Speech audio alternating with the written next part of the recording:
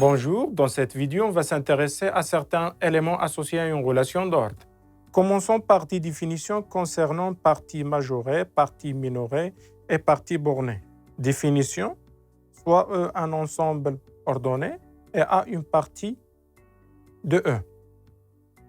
Un élément M de E est appelé majorant de la partie A si tous les éléments de A sont inférieurs ou égaux à 1 pour la relation d'ordre. Un élément petit m de E est appelé minorant de A si m est inférieur ou égal à tous les éléments de A. Une partie A est dite majorée lorsqu'elle possède un majorant, c'est-à-dire il existe un m dans E tel que quel que soit A appartient à A est inférieur ou égal à m. La partie A est dite minorée s'il possède un minorant. Autrement dit, il existe un petit m dans E tel que quel que soit A appartient à A, m est inférieur ou égal à A. Enfin, une partie est dite bornée s'il est à la fois majoré et minoré. Prenons des exemples. On se place dans R menu de la relation d'ordre usuel, inférieur ou égal. Cette partie est majorée par tout élément de l'intervalle 4 plus l'infini, et aussi minorée par tout élément de l'intervalle moins l'infini 0. Du coup, la partie est bornée. Prenons la partie n. Elle est minorée par tout élément de l'intervalle moins l'infini 0, mais elle n'est pas majorée. Un autre exemple, on se place dans n menu de la relation d'ordre de divisibilité. La partie A est majorée par 120, car on a 8 divise 120, 10 divise 120 et 12 divise 120. Donc la partie est majorée par 120. Elle est aussi minorée par 1, car 1 divise 8, 1 divise 12 et 1 divise 10. Un autre exemple, on se place dans P de E menu de l'inclusion. Alors, toute partie de P de E est majorée par E et minorée par l'ensemble vide. Maintenant, on va étudier les extréments d'une partie d'un ensemble ordonné. Définition. Soit E un ensemble ordonné et A une partie de E. Un élément M de E est appelé plus grand élément de A ou bien maximum de A si M d'abord est un élément de A qui est majorant de A.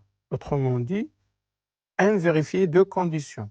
L'appartenance à A et tout élément de A est inférieur ou égal à M. Un élément petit m de E est appelé plus petit élément de A ou minimum de A.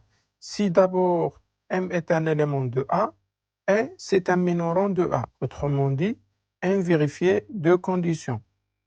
Elle appartient à A, elle est inférieure ou égale à tous les éléments de A. Une proposition concernant l'unicité de plus petits et plus grands éléments. Soit E un ensemble ordonné et A une partie de E. Si A admet un plus grand élément, respectivement un plus petit élément, celui-ci est unique. Le plus grand élément va le noter max de A et le plus petit élément va le noter min de A. Démonstration. Soit M et M', deux plus grands éléments de A. Alors, on a M, c'est un élément de A. Et tous les éléments de A sont inférieurs ou égaux à M. Et M' appartient à A et tous les éléments de A sont inférieurs ou égaux à 1 prime.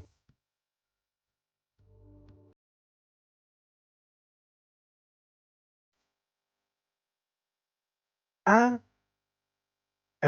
et 4 implique que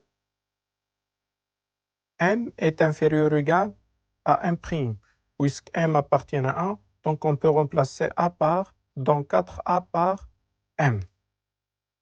En remplaçant petit m, en exploitant maintenant 3 et 2, on obtient M' inférieur ou égal à M, car M' appartient à A, donc on peut remplacer dans 2 A par M', ce qui donne M égale M' par antisymétrie de la relation d'ordre, d'où l'unicité.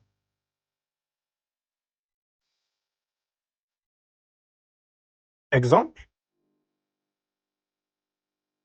l'ensemble R est muni de la relation d'ordre inférieur ou égal. La partie Z n'a ni plus petit élément ni plus grand élément. En effet, la partie Z n'est pas majorée, du coup, ne peut pas admettre un plus grand élément. Elle est aussi non minorée, du coup, elle ne peut pas avoir un plus petit élément. 1 est le plus grand élément de la partie 0, 1, car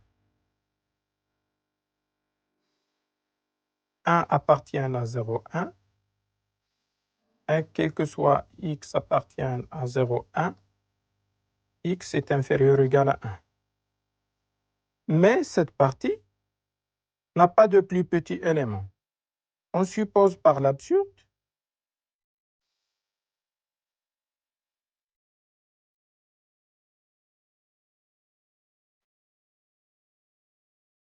que l'admet un plus petit élément qu'on va noter M. Donc, M appartient à 0,1.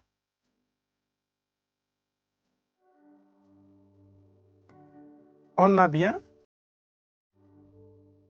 M sur 2 appartient aussi à 0,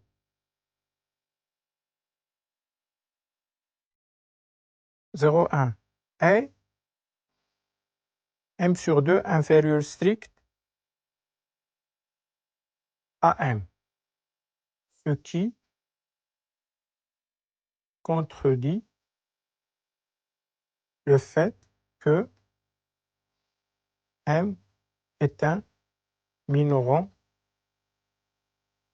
de 0,1. Ainsi, la partie 0,1 n'a pas de plus petit élément. Un autre exemple, on se place dans n menu de la relation d'ordre de divisibilité.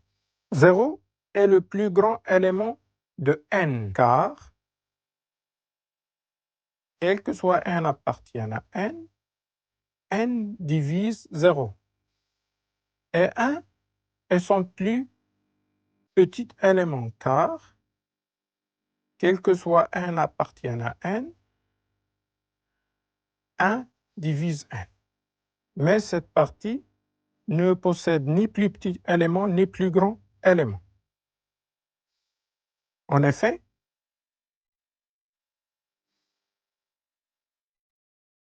supposons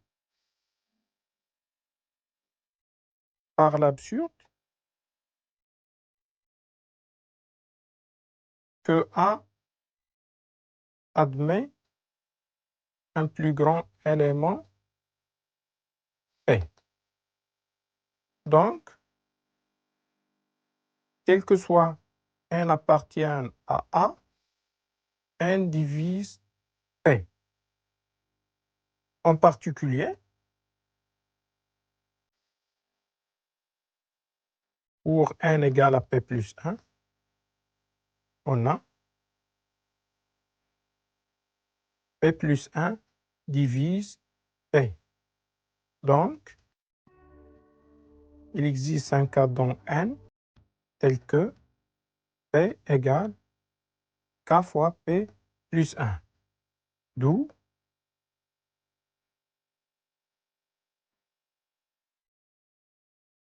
ainsi K égale à 0, ce qui implique que P égale K fois P plus 1 égale à 0. Absurde,